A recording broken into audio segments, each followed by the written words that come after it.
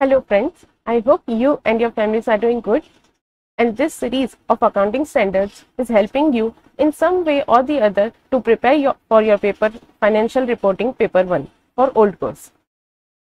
So today we are going to start with a new accounting standard 17 segment reporting. तो चलिए शुरू करते हैं.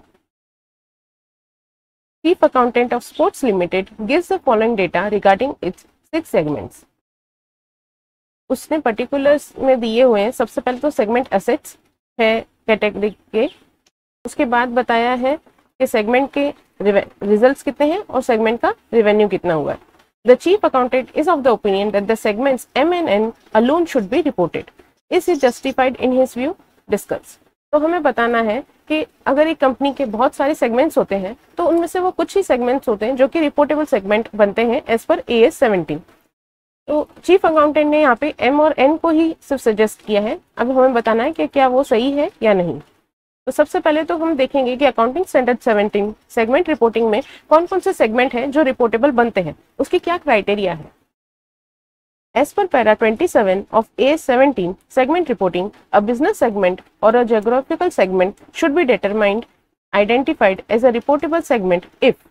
तो तीनों की जो हमने ऊपर पढ़ा, सेगमेंट रिपोर्टिंग के 3 कैटेगरीज है, सेगमेंट एसेट्स, सेगमेंट रेवेन्यू और सेगमेंट रिजल्ट्स. तो उसकी जो कितना परसेंटेज उसका होना चाहिए ताकि वो सेगमेंट रिपोर्टेबल बन जाए, तो वो देखना होगा. Its revenue from sales to external customers and from other transactions with other segment is 10% और more of the total revenue. फिर चाहे एक्सटर्नल और इंटरनल सारे मिला के. तो यहाँ पे भी कितना परसेंटेज याद रखना है, 10% और मोर अगर टोटल का होता है. पूरे टोटल का रेवेन्यू लेंगे, उसका टोटल रेवेन्यू का 10% निकालेंगे. अगर वो उससे ज्यादा होता है तो वो रेवेन्यू बेसिस के ऊपर सेगमेंट रिपोर्टेबल बन जाएगा. It's segment result whether the profit और लॉस. यहाँ पे एक मेन पॉइंट ध्यान में रखने वाला है कि प्रॉफिट और लॉस दोनों की बात की जा रही है.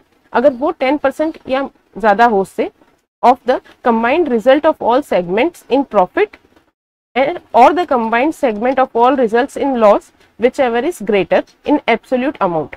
तो ये इंपॉर्टेंट इसमें पॉइंट बनता है. इसकी एप्लीकेबिलिटी कैसे होगी वो मैं अभी आपको थोड़े टाइम में बताऊंगी. इसमें भी आपको परसेंटेज जो ध्यान रखना है वो 10% ही है. और लास्ट क्राइटेरिया बनता है सेगमेंट एसेट्स आर 10% और more of the total assets of all segments. ठीक है. तो अब जैसे कि ये सेगमेंट रिजल्ट वाला जो पॉइंट है वो हम समझ लेते हैं. सेगमेंट रिजल्ट ये देखिए यहाँ पे लिखा हुआ है. इसमें क्या है, प्रॉफिट हमें देखना है. सबसे पहले तो प्रॉफिट, टोटल कंबाइंड प्रॉफिट और कंबाइंड लॉस कितना आ रहा है वो हम पहले देखेंगे. तो यहाँ पे कंबाइंड प्रॉफिट कितना हुआ, 50 + 10 + 10 + 30, यानी कि कंबाइंड प्रॉफिट हो गया हमारा 100. और उसके बाद ही हमारा लॉस कितना हो रहा है इसमें, 190 और 10. तो यानी कि टोटल कितना हो गया इसका, टोटल हो गया इसका 200. तो 100 ज्यादा कि विच एवर इज हायर लेना है. तो यानी कि प्रॉफिट हमारा 100 का है और लॉस जो है वो 200 का, यानी कि 200 हम लेंगे. तो 200 का अभी 10% निकालना है हमें.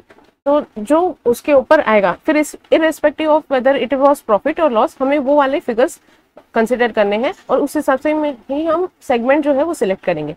तो अभी 200 का 10% वो कितना बनता है, 20 और मोर होगा तो हम वो वाले सेगमेंट को रिपोर्ट करेंगे. यहाँ पे देखिए, तो अब यहाँ पे 50 यानी कि M सेगमेंट है उसको लिया जाएगा. यहाँ पे 190. अब इसमें अब प्लस है माइनस है वो मत देखिए कि प्रॉफिट है या लॉस, सिर्फ वैल्यू को देखिए, एब्सोल्यूट टर्म्स में देखिए. तो 20 से ज्यादा है तो इसके लिए ये लेंगे, ये वाला नहीं लेंगे, ये भी नहीं लेंगे, ये भी 10 है फिर नहीं लेंगे, और ये सिर्फ ये वाला.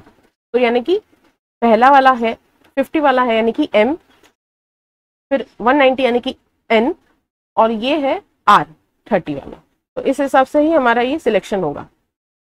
अब हम आंसर में देख लेते हैं पहले.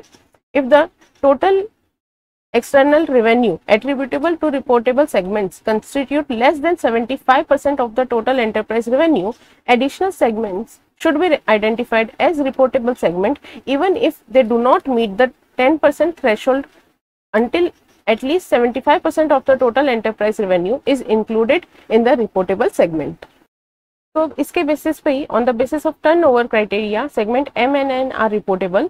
रिजल्ट क्राइटेरिया के बेसिस पे MNR जो कि हमने अभी कैलकुलेट किया था उसके अकॉर्डिंग ही सिलेक्ट किया गया है. और एसेट क्राइटेरिया के हिसाब से भी all segments except R reportable. अब इसको एक बार आपको देखना है तो यहाँ से आप कैलकुलेट करके देख सकते हैं. ये देखिए ये था 1200, तो 1200 का 10% हुआ 120, तो 120 मतलब 300 वाला आ जाएगा, सब आ जाएगा। तो रेवेन्यू के बेसिस पे सिर्फ एम और एन आएंगे और सेगमेंट एसेट के बेसिस पे भी हमें 10% कैलकुलेट करके चलना है। तो ये अगेन 200 है, तो उसके हिसाब से 20 आएगा। तो 20 के लिए सब आ जाएंगे ये सारे, M N O P Q सिवाय आर के सब कुछ आ जाएगा। तो वही हमने आंसर में लिखा हुआ। इस हिसाब से हमने ये पहला क्वेश्चन जो है वो कवर कर लिया है। अब हम मूव ऑन करते हैं अगले क्वेश्चन पे। A company has an inter segment transfer pricing policy of charging at cost less 10%. The market price are generally 25% above cost. Is the policy adopted by the company correct? तो देखिए company क्या करती है, जब inter segment जो transfer होता है वो एट कॉस्ट पे नहीं करती है, उल्टा कॉस्ट माइनस 10% करती है, और जबकि मार्केट प्राइस उसकी क्या चल रही है 25% अबो कॉस्ट। तो अब हमें बताना है कि क्या ये जो कंपनी जो पॉलिसी फॉलो कर रही है क्या वो सही है या नहीं। As per accounting standard 17 segment reporting requires that inter-segment transfer should be measured on the basis that the enterprise actually used to price these transfers. The basis of pricing inter-segment transfers and any change thereon should be disclosed in the financial statements. Hence, the enterprise can have its own policy for pricing inter-segment transfer, and hence inter-segment transfer may be based on cost, below cost or market price. However, whichever policy is followed, the same should be disclosed and applied consistently. Therefore, in the given case, inter-segment transfer pricing policy adopted by the company is correct if followed consistently. तो इस answer में क्या लिखा है कि as per AS 17 segment reporting जो inter segment transfer होते हैं तो उसमें कंपनी कोई भी अपनी पॉलिसी फॉलो कर सकती है, बशर्ते सिर्फ यही कंडीशन उसको फॉलो करनी है कि वो जो भी पॉलिसी फॉलो कर रही है वो कंसिस्टेंटली फॉलो करती है, और अगर उस पॉलिसी में कोई भी चेंज होता है या उसका जो भी बेसिस है वो फाइनेंशियल स्टेटमेंट में डिस्क्लोज करती है। तो फिर चाहे वो इंटर सेगमेंट में अगर वो कॉस्ट पे बेचे, कॉस्ट से कम प्राइस में बेचे या कॉस्ट से मार्केट प्राइस के ऊपर बेचे, कोई भी प्राइस हो वो चलेगा, लेकिन बस उसको डिस्क्लोज करना है और कंसिस्टेंटली अप्लाई करना है। तो चलिए अब हम प्रैक्टिस मैनुअल के आखिरी क्वेश्चन को सॉल्व करते हैं। इसके बाद हम एसएम के क्वेश्चन देखेंगे, अगर उसमें कोई और एडिशनल क्वेश्चन होंगे तो हम वो भी चेक कर लेंगे। XYZ Limited has 3 segments, namely X, Y and Z. The total assets of the company are 10 crores. Segment X has 2 crores, segment Y has 3 crores and segment Z has 5 crores. Deferred tax assets included in the assets of each segment are X में है 0.5 crore, Y में 0.40 करोड़ और Z में है 0.3 crore. The accountant contends that all 3 segments are reportable segments. Comment.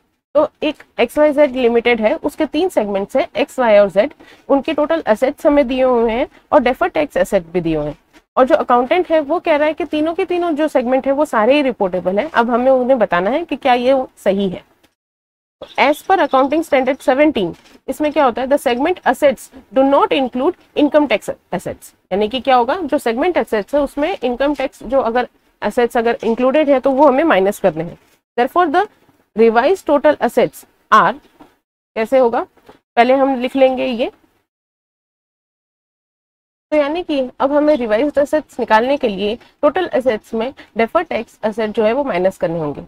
ये इन्होंने यहाँ पे पैराग्राफ फॉर्म में दिया हुआ है, अगर आप चाहें तो इसको टेबुलर फॉर्मेट में भी आंसर को प्रेजेंट कर सकते हैं। ये देखिए यहाँ पे हमने लिख दिया तीनों जो हमारे सेगमेंट्स थे एक्स, वाई एंड जेड, उनके एसेट्स थे 10, बाइफरकेट करके लिख दिया। आईटी एसेट्स जो थे इनकम टैक्स एसेट्स वो हमने माइनस कर दिए, फिर इस हिसाब से रिवाइज्ड एसेट्स आ जाएंगे और वो अब हो जाएगा 8.8 के। अब 8.8 का हमें 10% लेना है तो वो कितना आएगा 0.88। अब अगर 0.88 से जो है ये तीनों सेगमेंट जो है वो ज्यादा जा रहे हैं, यानी कि तीनों सेगमेंट ही रिपोर्टेबल बनेंगे हमारे, वही इन्होंने यहाँ पे लिखा हुआ है। Thus all 3 segments hold more than 10% of the total assets. All segments are reportable segments.